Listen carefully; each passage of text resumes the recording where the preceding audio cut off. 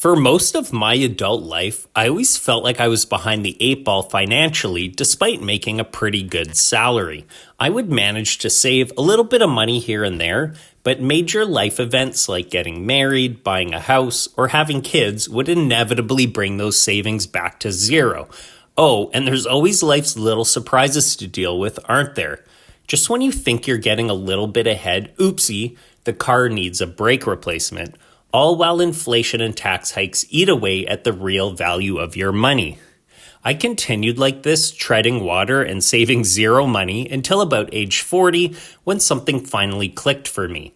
It was at this point that I finally heeded one painfully simple piece of advice given by some of the best known multimillionaires out there. So let me tell you about that now.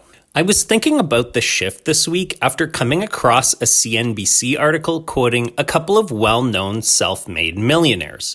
What they suggest goes against a lot of what the penny-pinching dogma that you're likely to hear from today's hottest personal finance gurus. So here's what Barbara Corcoran, real estate developer and star of the ABC series Shark Tank, told CNBC in that piece. She said, "I'm just not a believer in saving money. I've never saved a dime my whole life." And here's what Grant Cardone, real estate developer and one of the greatest motivational speakers / authors of all time, is quoted as saying in the same article, quote, "Saving, saving, saving won't bring you wealth." Now, I know this all sounds a bit crazy given how badly we've all been brainwashed to believe that you can scrounge your way to wealth, but stick with me and I'll explain how embracing this mindset completely changed my finances and can change yours too.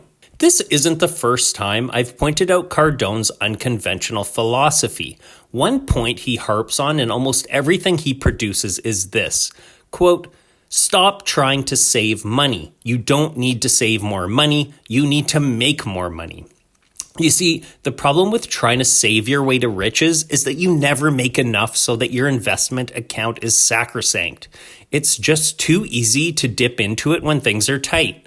Like you might be able to scrounge 5 to 10% of your net salary to save, but then life occurs. Maybe your kids start playing competitive sports like mine. Maybe you need a new roof. Maybe you need a new furnace. There's all kinds of surprises around the bend, and then your savings account is empty once again. And that's to say nothing of the crushing inflation and high interest rates that are already taking a huge bite out of our paychecks at the moment. It was only after I embraced the idea that saving money was a dead end and that making more money was the only way to freedom that I turned things around. When I started my content side business about a year and a half ago, I didn't have a penny in my investment account. Then I started writing blogs on Medium, making a YouTube channel, and investing in income-producing investments, and now my investment account looks like this. The problem is that most people won't take the advice that these multimillionaires are offering because doing so would actually require some effort and hard work. People log on to YouTube looking for ideas to generate easy side hustle money with little to no effort. And there's a ton of scammy content out there selling you the lie that that's actually possible. But folks, I'm sorry to say it just doesn't work like that.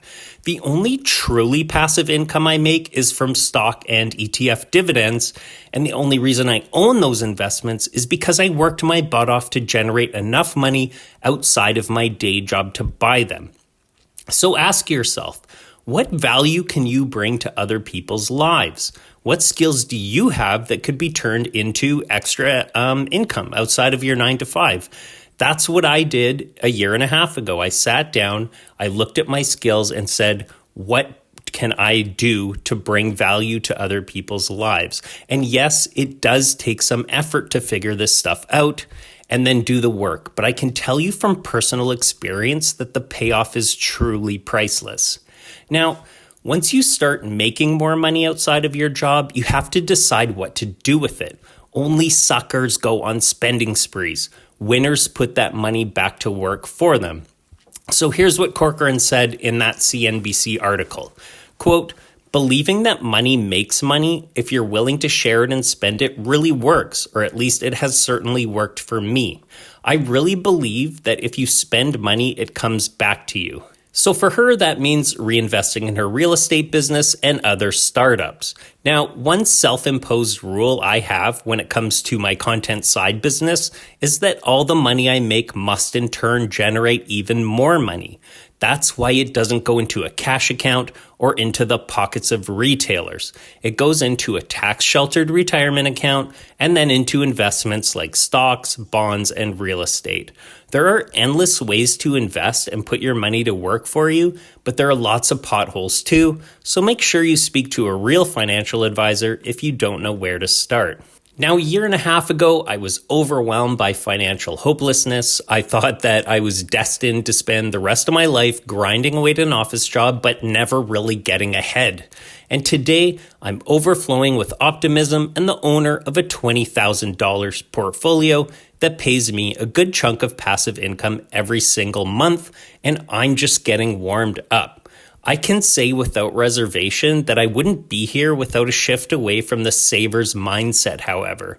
So take it from Barbara Corcoran, Grant Cardone, and yours truly. Stop worrying so much about saving money.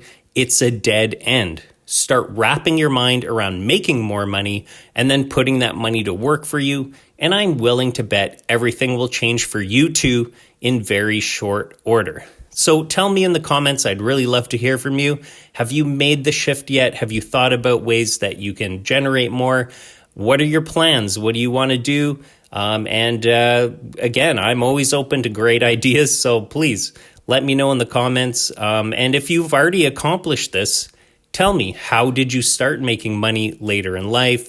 What prompted you to do that? And so let me know. And folks, again, thank you so much for taking the time to tune in today. I really appreciate it. If you found this useful or just enjoyed it, then please like, subscribe, all that good stuff, and we'll talk to you again soon.